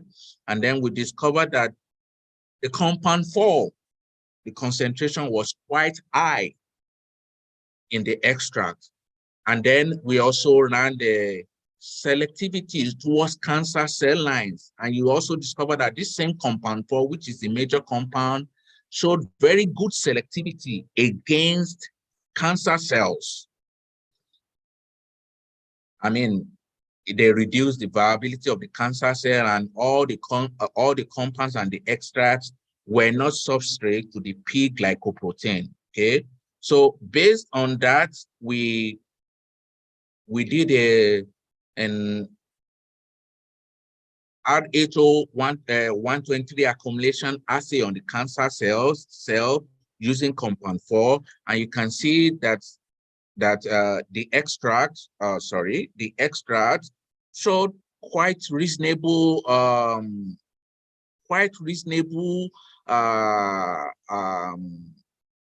activity, because they did not stimulate P glycoprotein activity in a direct interaction after 30 minutes. Okay, so we also try to do a variation in the concentration, and then you discover that at 10 micromole, the extracts, at lower concentration, they increase the RH 123 accumulation, thereby inhibiting P glycoprotein. But when at higher concentration, the extracts and compound 4 decreased the accumulation of RH 120, therefore simulating P glycoprotein, suggesting to us that the using a lower concentration is better for this extract and for the compound. And then we went ahead to do the effect on P glycoprotein expression after 72 hours of treatment on the cells. And then we discovered that at the extract at 5 microgram per mil and the extract at 10 microgram per mil, none of the compound had an influence on ABCB1 expression, the extra significantly increased ABC1 expression in a dose-dependent manner. So we can say that the extract can increase the resistance by stimulating P glycoprotein expression. Therefore, it will not be wise to use the extract in combination with any chemotherapeutics which are P glycoprotein substrates. Okay. And then what we went ahead to do is to combine this extract with doxorubicin on the resistant breast cancer cell lines. And then we discovered that at different concentration of doxorubicin was administered after 72 hours of treatment with compounds 2, 3, and 4, okay, at different concentration. And then we discovered that at 5 micromolar for compounds 2 and 3, or combination of the compound with doxorubicin shows significant reversal potentials. The most potent was on compounds, was at 5 micromolar for compounds 2 and 4, suggesting that the combination of these compounds with doxorubicin will significantly reduce the reversal potential. Okay, so this suggested to us that our compounds, despite showing good cytotoxic activity, can also be, used in combination with anti-cancer drugs like doxorubicin, especially for the multi-drug resistance for anti-cancer agents. So this brings me to the conclusion of my presentation on the work from our lab. I will say a big thank you to Prince of Songkla University for the financial assistance, and also to my collaborators in France, in China, in Portugal, in Morocco, and thank you all for listening.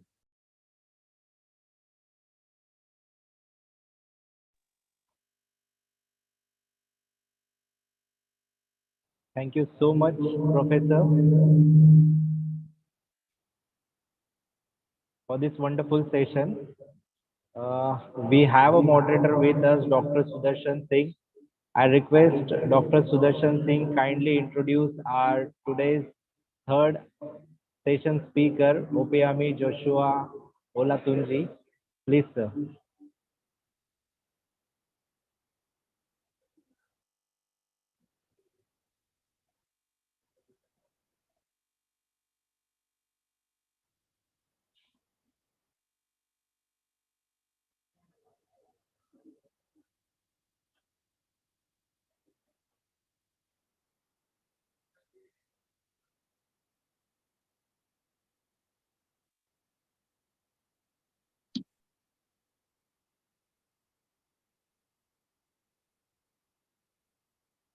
Yeah, it's I'm audible, right?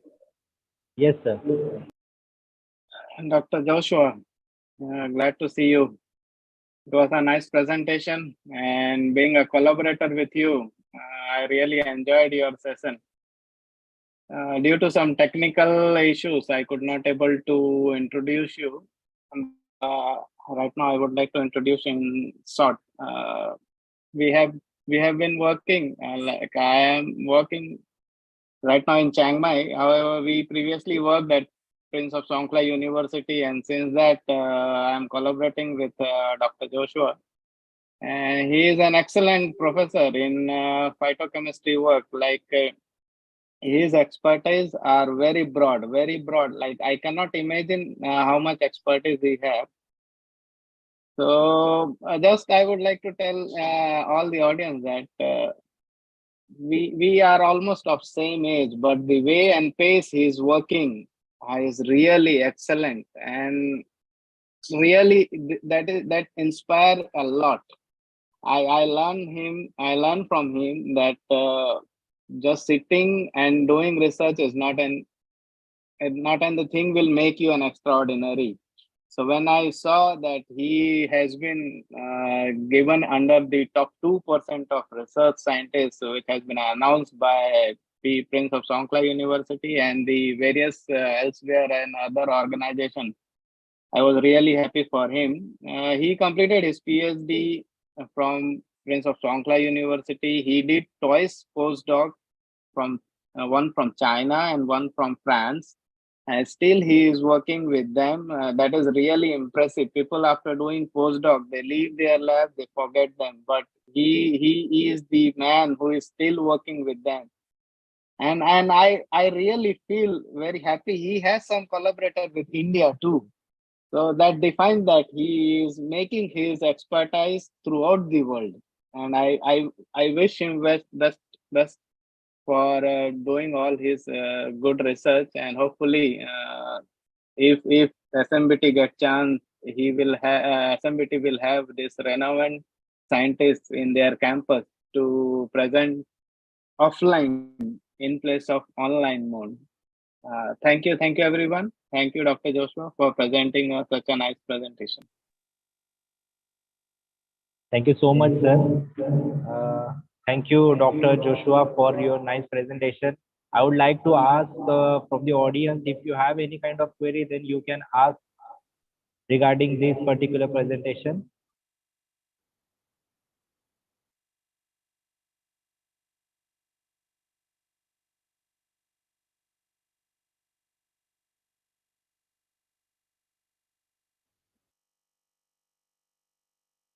I think we don't have query from the listeners.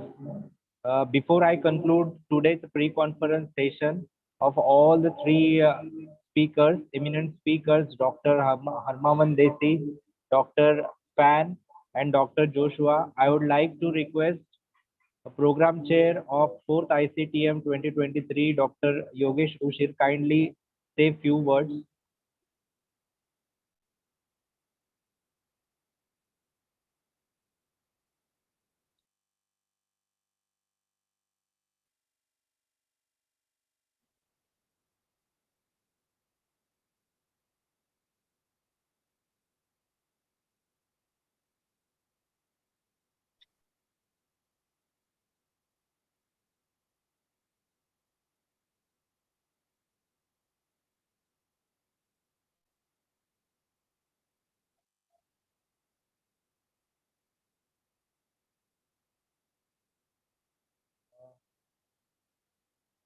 He might be busy with the work.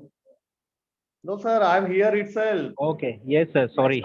I unmute by the might be the operator unmuted me right now. That's why delayed. Yeah.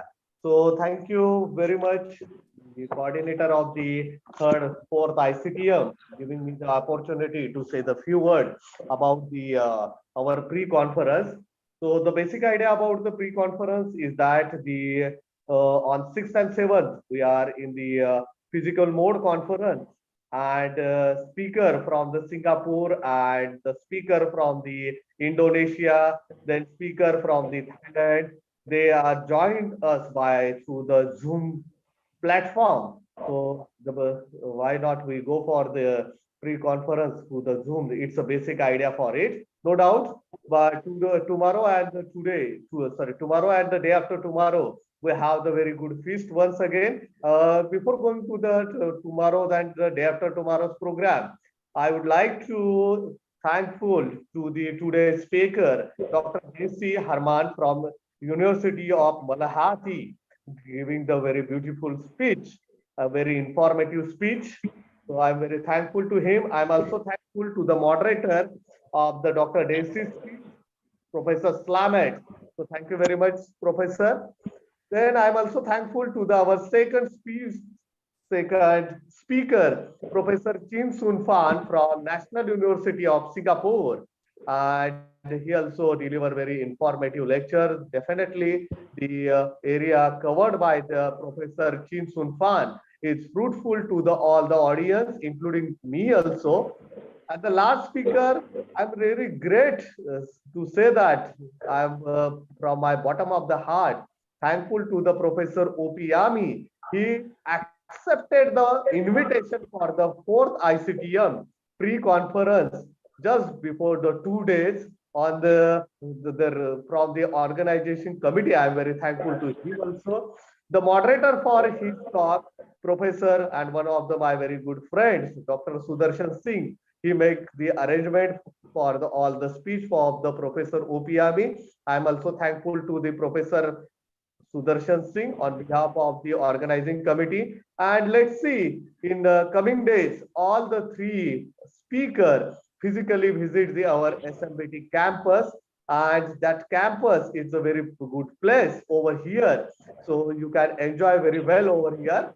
So I'm very thankful to all the three speakers. Thank you very much. All the audience who attended the session physically in the conference hall, all the audience who attended the conference through the Zoom platform.